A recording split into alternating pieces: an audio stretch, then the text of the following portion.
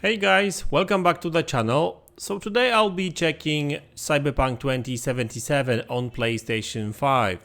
That game received a patch yesterday for next-gen systems, and yeah, the game looks better now.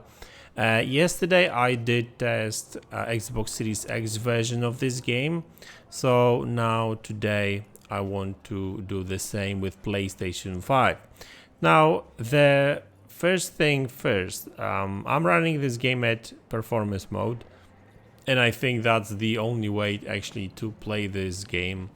30 frames per second ray tracing mode, well, it's choppy as hell because it's 30 and it doesn't really bring any much of an improvement in terms of graphics, right? Performance wise, this game on Xbox run at 60, on PlayStation 5 that's the same, and right now, as you can see, it's smooth 60 frames per second. No frame rate drops so far. However, I played a little bit of this game and there are some frame rate drops here and there, and I'll show you in a minute. These frame rate drops are pretty much at the same place that I found frame rate drops in Xbox Series X version, right?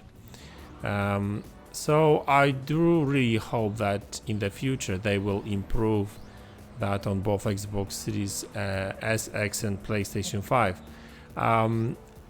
One thing I noticed straight away is that the game is actually using dynamic resolution scaling, but it seems like the resolution is a little bit lower on PlayStation 5 than Xbox Series X. Now, I don't have any pixel count or anything like that.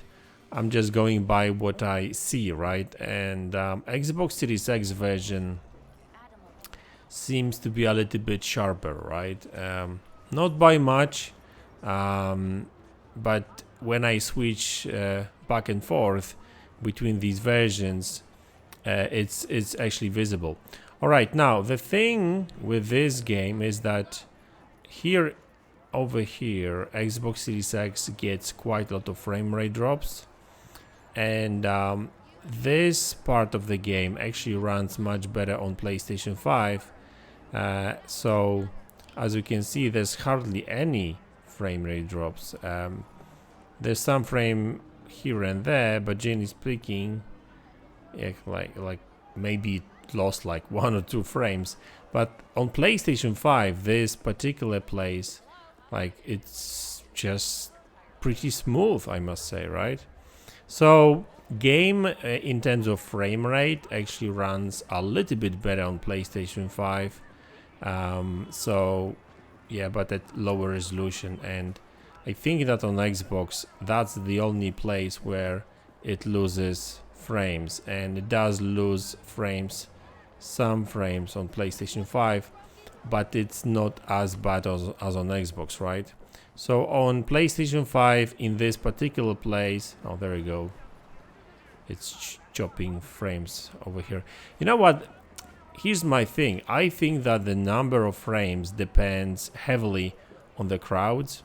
The more crowds you've got, because geometry and everything else doesn't really change much, but the more crowds you've got here, yeah, there's some frame rate stuff, but there's a little bit here. The more frames, so there we go. The more crowds you've got over here, the more frame rate dips we will experience as well. So, but listen, guys, this is nothing that should stop you from playing the game. Game runs at pretty much smooth 60 frames per second for the most part. Oh, there we go. I'm getting some frame dips here and there, but it's nothing major. It sure does run better than on Xbox. Not by a mile, but it's worth mentioning that.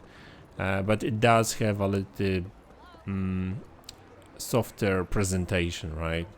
Xbox seems to be running at higher frame rate.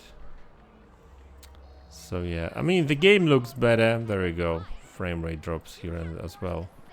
Like nothing major, but you know, these are, you can actually kind of feel them when you play. There we go. It's losing frame over here. And this is the same place I was in like a minute ago, and it didn't, in hardly, it was losing hardly any frames, but now it's losing because there's more crowds. There's more people on the pavement, right? So there we go. So it's very dynamic. You know what? Maybe in this particular place they should actually lower down the number of people on the streets and stuff, just to kind of tackle that. Because like I've been playing this game for a little bit, and for the most part the game actually runs very well. I think that's the only place where I noticed any stutters, any frame rate drops. Other than this place, it's smooth 60 frames per second, and that's true for both PlayStation 5 and Xbox Series X version. So yeah, this game is much better than it was before. So obviously that's great news for everyone.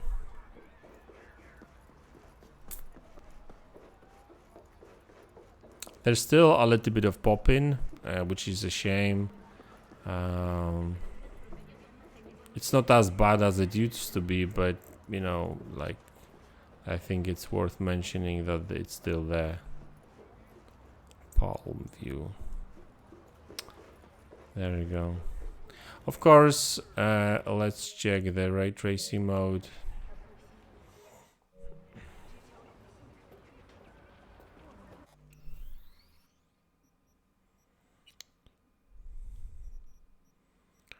Graphics. Oh, I forgot to disable that. Yeah, but that's not changing anything. Okay, ray tracing. There we go. Now, that's ray tracing mode. It doesn't really look much better. I mean, hardly any better. Like I guess the shadows, but are more realistic, I guess. But nothing that you can kind of say, nothing that you could look at and say, yeah, wow, it looks fantastic now. No, nothing like that. And unfortunately, you know, of course, like it's 30 frames per second, so it's choppy, right? So I would not recommend anyone to play at this frame rate. So let's go back to performance mode, because in my opinion that's there you go, nice and smooth, 60 frames per second for the win. So guys, listen, that's the Cyberpunk for you on PlayStation 5. Very good game, I enjoyed it a lot. I still didn't beat the game, so I'll still be playing it. I'll probably play on Xbox. It's just sharper image and that kind of stuff, and still 60. So yeah, god damn, that's a big car. And yeah, runs well, looks very good as well now.